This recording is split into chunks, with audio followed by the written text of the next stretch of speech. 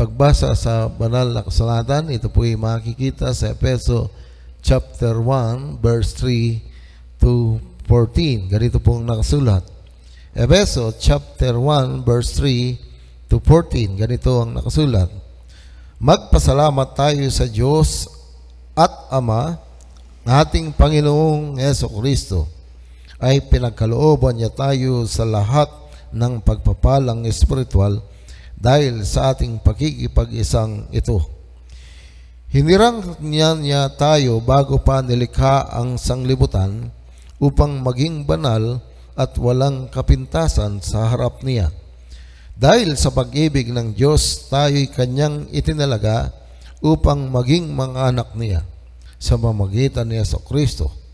Yan ang kanyang nilayunin at kalooban. Purihin siya dahil sa kanyang kahangahangang pagkalinga sa atin. Sa pamamagitan ng kanyang pagmamahal, minamahal na anak, tinubos tayo ni Kristo sa pamamagitan ng kanyang kamatayan at sa gayoy pinawalang sala ang ating mga kasalanan. Ganuyon kadakila ang pag-ibig na ipinadama niya sa atin. Binigyan niya tayo ng karunungan at kabatiran upang malubos at maunawaan ang kanyang lihim na panukala, isa sa katuparan sa pamamagitan ni Kristo pagdating ng takdang panahon. Panukalang ito ay pag-iisahin kay Kristo ang lahat ng nasa langit at nasa lupa. At dahil kay Kristo kami naging bayan ng Diyos na nagsasagawa ng lahat ng bagay ayon sa kanyang panukala at kalooban. Nangyari ito nang kami hirangin niya noong una, kaming mga unang umasa kay Kristo sa lalong ikadadakila niya. Kayo may maging bayan ng Diyos nang kayo'y manalig sa Kanya matapos ninyong marinig ang salita ng katotohanan, ang mabuting balita na nagdulot ng kaligtasan. Kaya't ipinagkaloob sa inyo ang Espiritu Santo, ipinangako ng Diyos bilang tatak ng pagkahirang sa inyo.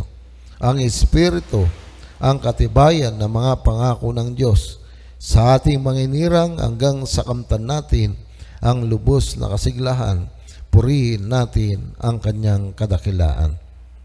Amen.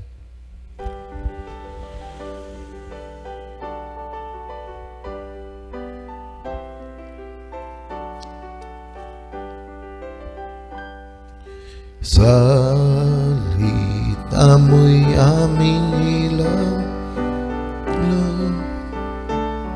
landa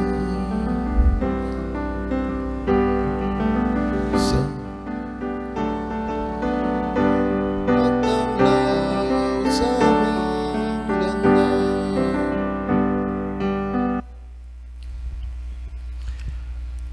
Magandang hapon po sa ating lahat. Sa biyaya ng Panginoon ang muling ihahatid sa atin mula sa teksto niya, mula sa aklat ni Pablo sa mga taga-Epeso. Isang kagalakan ang ating isineselebrate ngayon sapagkat o isang papuri sa Diyos sapagkat sa mula't mula pa ay pinili na tayo ng Diyos. Sabi nga niya rito, inirang na niya tayo bago pa nilikha ang sanglibutan. Yan ang napakaganda, pinapupurihan natin sa Diyos ay yung ating pagkahirang. Biruin nyo, hindi pa po tayo sinisilang, ay hinirang na tayo ng Diyos. Nauna pa yung pagkahirang sa paglalang ng sanglibutang ito. Yun ang napakaganda na ginawa ng Diyos para sa atin. Ganyan nga yung pagsilang natin ay isang katuparan ng pagkahirang ng Diyos para sa atin. At kasama ng pagkahirang ng Diyos na ito ay ang pagkakaroon natin ng tinatawag nating kabanalan at kabatiran sa lahat ng ipinanukala ng Diyos. Ikalawa, yung pagiging anak natin dahil sa ating kaugnayan kay Kristo na ating Panginoon. Hindi ba po tayo sinilang nakatakda na tayo ay maging anak ng Diyos? At kailan po natupad ang ating pagiging anak? Nang dumating si Kristo dito sa lupa. Dahil sa pag-ibig ng Diyos, ang Panginoon Kristo ay namatay, inilibing at muling nabuhay. Yun po yung katuparan ng plano ng Diyos o panukala ng Diyos sa atin na tayo ay maging anak ng Diyos. Una, dahil tinubos tayo sa ating mga kasalanan, at nung tinubos tayo sa ating mga kasalanan, pinatawad ng Diyos ang lahat ng ating mga kasalanan. Kanya nga, magmula nang ikaw ay silang hanggang dun sa makilala at tanggapin mo si Kristo, ay pinatatawad ang lahat ng ating mga kasalanan. Yun ang pinapupurihan natin sa Diyos, yung pinatawad ang ating kasalanan. At ang pagkakaroon ng kaugnayan sa Diyos, sa inyo, o Panginoon, ang sa pamagitan ng Panginoong Jesucristo ay nagkaroon kami ng kaugnayan sa iyo. At dahil sa kaugnayan ito, kami ngayon ay nakakalapit. At kami ngayon ay, at tayo ay nakalalapit sa Diyos. Nahihingi natin lahat ng ating pangangailangan sa pamagitan ng pangalan ng ating Panginoong Jesucristo. Yun ang napakaganda na pinapupurihan natin sa Diyos. Dahil kay Kristo na ating Panginoon, dahil sa ating kaugnayan sa Kanya, ay nagkaroon tayo ng kaugnayan katulad ng pagiging anak ng Diyos. At bakit nangyari ang lahat ng ito? Ayon sa sulat ni San Pablo, mayroong siyang lihim na panukala ang pag-isain ang mga tagalangit at ang mga tagalupa. Yun paling ilihim na panukala ng Diyos, ang pag-isain ang mga tagalangit at ang mga tagalupa. Ang mga anghel ay magiging bahagi na ng bayan ng Diyos, at ang mga anak ng Diyos, yung mga tao, ay magiging bahagi ng bayan ng Diyos. Wala ng anghel, wala ng tao, kundi tayo ay magiging iisa para sa Kanya. Yun ang napakaganda na ginagawa ng Diyos para sa ating buhay, at ginawa ng Panginoon sa Kanyang kamatayan upang ang lihim na panukala ng Diyos ay maging kaisa tayo. Sina Pablo at ang mga naunang mga alagad, ang siyang naging unang bayan niya. Para bang katulad ng bayang Israel, ito ay bayan ng Diyos. Subalit hindi ganap, sabagat ang bayang Israel noon pa man, talikod, babalik, tatalikod, babalik. Magkakasala, magsisisi, magkakasala, magsisisi. Ganun po yung bayang Israel. Pero sa panukala na itinalaga ng ating dakilang Diyos, tayo ay itinalaga na maging mga anak niya upang tayo'y magpakabanal o maging malinis na ganap sa harapan niya. Yun ang kanyang layunin. Ang tayo ay maging malinis at banal doon sa kanyang bayan o sa kanyang harapan. Ang bayang Israel ay hindi ganon. At nakikita natin dahil hindi ganon kalalim ang kanilang pagiging o yung kanilang paniniwala at pananalig sa Diyos, hanggang ngayon ay hindi matahimik ang kanilang buhay. Nandyan pa rin yung digmaan ng Israel at Palestino, at hindi nawawala yung kaguluhan doon sa kanilang bansa. Pero ang sinasabing bayan dito ng Diyos ay yung mga nakapakinig at nabuhay sa salita ng Diyos. Kanya nga po napaka-importante na lagi tayong nagbabasa, lagi tayong nakikinig ng salita ng Diyos upang sa ganon maisanay natin at magawa natin makapamuhay ayon sa salita ng Diyos. Kasi po, yung salita ng Diyos, hindi lang siya basta salita na ipinahayag, kundi ito'y isang kapangyarihan para sa lahat ng kanyang mga anak. Dito tayo nakikinig ng buhay na ipinagkaloob ng Diyos. Dito tayo humihingi ng kalakasan. Dito tayo humihingi ng kapayapaan. Sa tuwing babasahin natin ito, naririnig nating nagsasalita ang Lord para sa ating kabubuti at ating ikalilinis. Nakapagtataka nga lang tulad ng pagtataka ng ating Panginoong Kristo, subalit marami pa rin mga tao ang tamad makinig ng salita ng Diyos. Marahil katulad ng mga iba ng bayang Israel, hindi pa nila lubos na tinanggap ang salita ng Diyos. Kanya naman yung kanilang buhay ay hindi pa tuluyang napayapa at patuloy pa rin ang digmaan at kaguluhan sa kanilang bayan.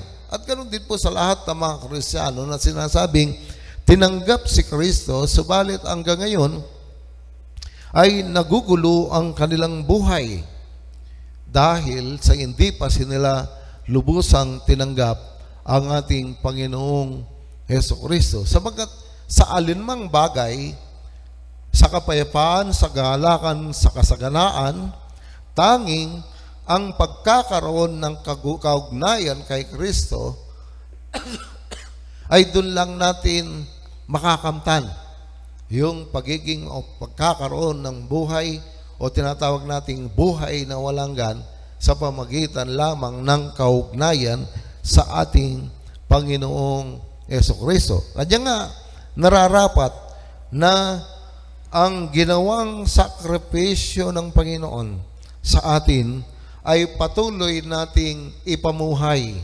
patuloy nating damhin at patuloy na magbigay ng kakalakasan at kagalakan sa ating mga buhay. Yun po yung ginawa ng ating Panginoong Diyos. At hindi lamang po yun kung bakit tayo nagpupuri at nagpapasalamat, sapagkat nang umakyat ang ating Panginoong Jesucristo sa langit, ay ipinagkaloob niya ang kanyang Espiritu. At ang kanyang banal na Espiritu ang siyang humalili sa kanya. At hindi lamang humalili sa kanya, kundi siyang tumutulong sa pagharap natin sa Diyos. Siya yung tumutulong sa pananalangin, siya yung tumutulong sa atin sa sandaling lumalapit tayo sa Diyos. Yun po yung ginagawa ng banal na Espiritu, at siya rin nagtuturo sa atin sa lahat ng mga bagay na hindi natin naintindihan na ayon sa mga sinalita at ipinahayag sa mabuting balita. Hindi lamang po yun, kundi siya'y binigay na unang kaloob ng Diyos para sa atin. Unang kaloob, hanggat hindi natutupad ang ganap na pagliligtas ng Diyos sa atin, ay di pa natin natatanggap ang ganap na kaligtasan na ipinagkakaloob ng Diyos sa atin, ang kanyang banal na Espiritu ay sumasa atin. Siya yung nasa atin siya. Kumbaga, dahil sa banal na Espiritu, tayo ay katulad ng paghahari o ng paghahari ng Diyos. Ibig sabihin, pinaghaharian tayo ng Diyos. O sa ibang salita, tayo ay ari-arian ng Diyos. Nabubuhay tayo para sa Kanya at ipinamumuhay ang lahat ng mga salita natin. No? Kasama natin ang Diyos. Sa pagkatalaga ng Diyos para sa atin, nasa atin ang pagmumukha, ang larawan at ang proteksyon ng Diyos. Ano yung sinasabi sa Biblia? Kung ikaw ay na kay Kristo, sino ang laban sa iyo? No? Ang sino mang na kay Kristo ay pinaghaharian ng kapangyarihan ng Diyos. Kanya nga, tayo nagpupuri dahil sa ating kaugnayan, di lamang pagiging anak ang biyaya ng Diyos sa atin o biyaya ang espiritual ang ipinagkaloob sa atin, kundi maraming mga pagpapalang espiritual ang ipinagkaloob sa atin. Lamang natupad na ni Kristo ang kanyang gawain sa atin, ang mamatay at dalhin ang mga salita niya sa atin. Tayo naman ngayon ay nasa panahon ng pagtupad naman natin kung tutuparin nga ba natin ang kanyang mga salita. Bagamat tayo ay pinili ng Diyos, subalit binigyan tayo ng karapatan upang gawin o hindi ang kanyang nais sa atin. Ngayon, nasa panahon po natin na tayo ang mayroon pong katungkulan. Ginawa na ng Diyos sa lahat na kanyang magagawa upang tayo maligtas, upang magkaroon ng kagalakan, kapayapaan ng ating buhay. Ibinigay na ng Diyos ang kanyang panukala, maging yung kanyang lihim na panukala, yung pag-isain, ang mga nasa langit at lupa. Narinig na natin at naramdaman na natin na lahat ng mabuting mga panukala ng Diyos. Ang tanong sa atin ngayon, ano ba yung ating gagawin?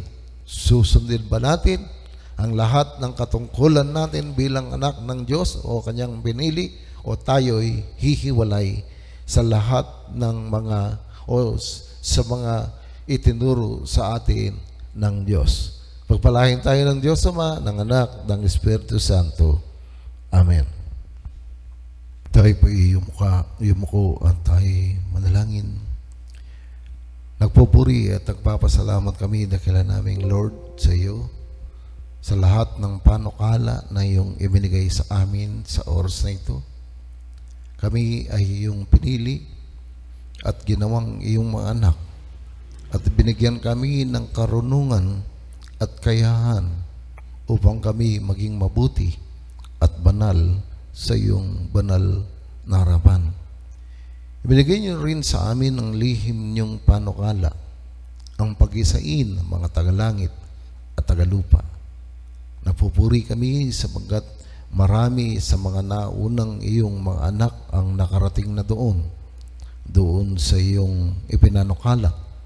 At kami, samantalang kami nabubuhay, binigyan niyo kami ng patnubay, ang iyong Santong Espiritu. At nasa amin dakilang Diyos ang lahat ng mga pagpapalang espiritual upang manatili kami sa iyo. Manatili kaming nananalig at nananampalataya. At dahil sa kamatayan ng Panginoong Jesucristo, ay hindi kami nawalan ng pag-asa. Sa kanyang mangling pagkabuhay, ay buhay lahat ng mga nanalig at nananampalataya sa Kanya. At nangako ka, O Diyos, hindi mo kami iiwan.